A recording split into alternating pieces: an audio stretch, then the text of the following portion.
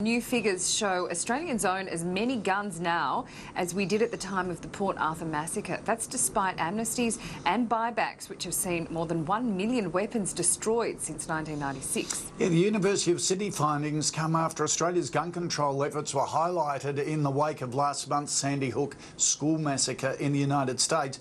To discuss our hot topics, we're joined by Seven commentator Darren Hinch in Melbourne and Greg Carey from 4BC in Brisbane. Darren, are you surprised by the level of gun ownership has gone back up?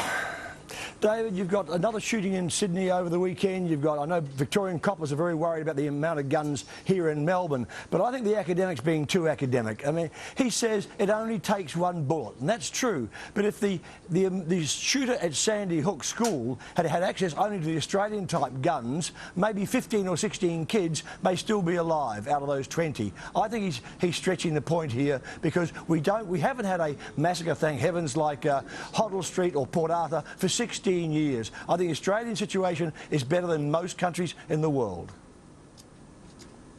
OK, Greg, do you think we need to have another look at our gun laws? Is it time?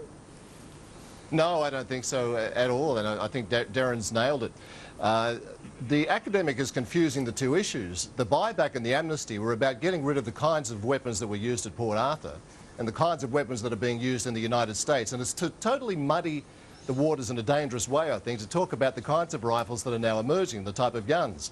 We've by and large got rid of the kind of guns that are causing the major damage there and a couple of times here, and I just don't think it serves anybody's purpose to go down this line. There are always going to be guns. The majority of gun owners are highly responsible, and they're not going to do the kinds of damage that these other weapons cause. Yep.